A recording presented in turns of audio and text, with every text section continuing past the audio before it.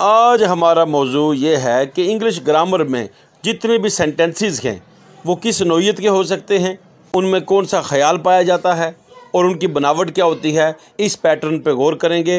इंतहाई अहम टॉपिक। अगर आप नए हैं तो हमारे चैनल को सब्सक्राइब कर दीजिएगा और बेल आइकॉन में ऑल के बटन को दबा दें ताकि जब भी हमारी कोई नई वीडियो आए तो सबसे पहले आपका उसका नोटिफिकेशन वसूल हो। आपका बहुत बहुत शुक्रिया। Let's start our topic. इससे पहले कि हम इनकी काइंड और टाइप्स पे गौर करें, सबसे पहले हम ये देखते हैं कि सेंटेंस की तारीफ क्या है। It is a group of words containing a subject and predicate.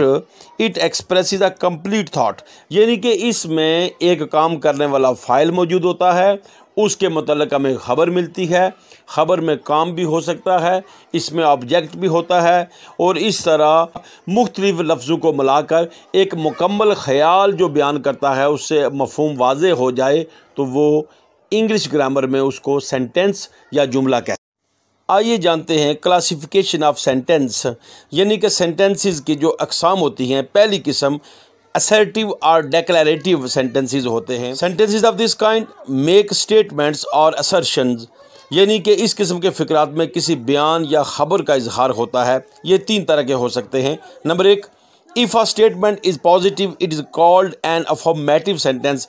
अगर स्टेटमेंट मस्बत है, सीधी सादी बात हो रही है, तो इनको अफर्मेटिव सेंटेंस कहते हैं।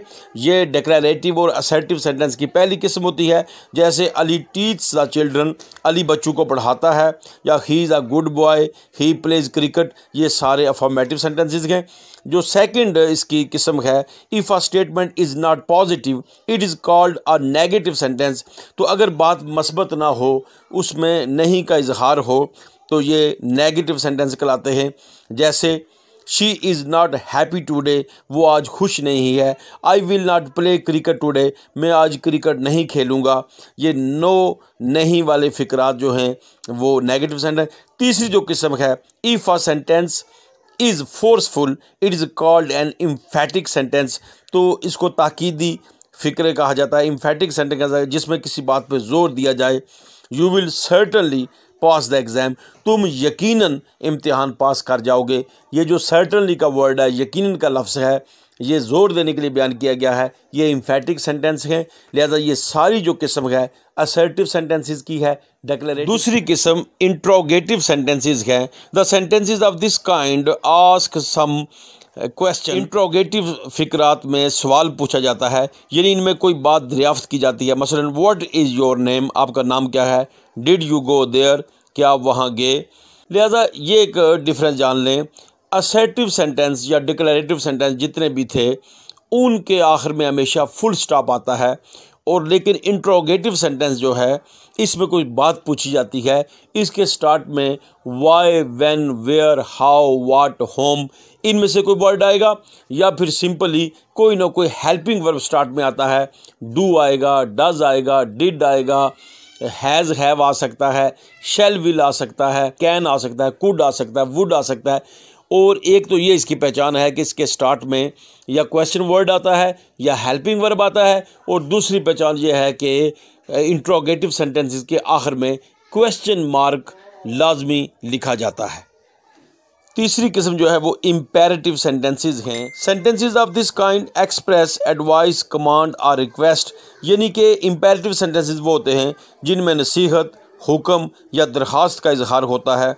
इन फ़िक्रात में सब्जेक्ट नहीं होता, स्टार्ट में सब्जेक्ट नहीं आता, ये डायरेक्टली शुरू में वर्ब आएगा या काइंडली का या प्लीज़ का लफ्ज़ आएगा। लिहाजा ओपन द डोर ये एक ऑर्डर है। देखो स्टार्ट में ओपन आया, ही ओपन या आई ओपन का वर्ड नहीं आया, दरवाज़ा खोलें।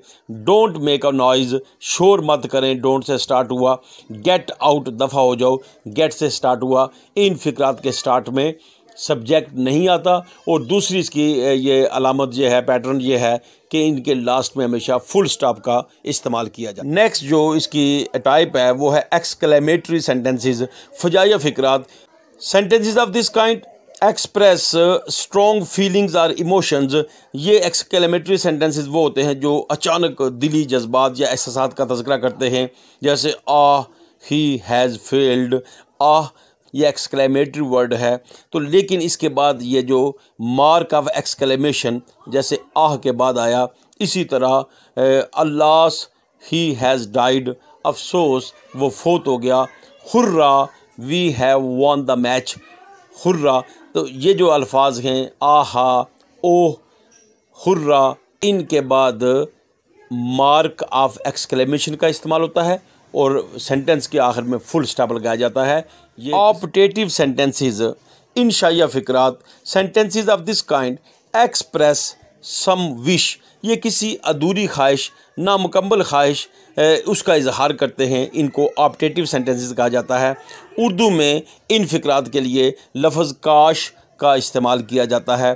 काश में अमीर होता, would that I were rich, तो लिहाजा वुड दैट का या ओह दैट का इस्तेमाल किया जाता है।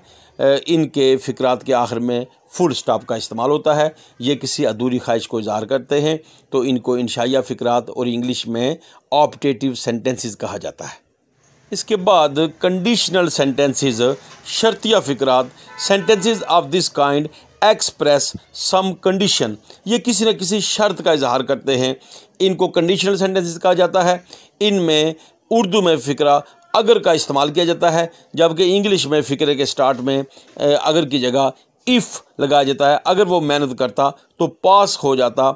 If he had worked hard, comma, he would have passed, आखिर में फुल स्टॉप का इस्तेमाल होता है और ये कंडीशनल सेंटेंसेस में इफ़ का इस्तेमाल किया जाता है। हमारी वीडियो अच्छी लगी है तो प्लीज़ इसे लाइक करें और शेयर करें और हमारे चैनल को सब्सक्राइब करें। Thank you very much.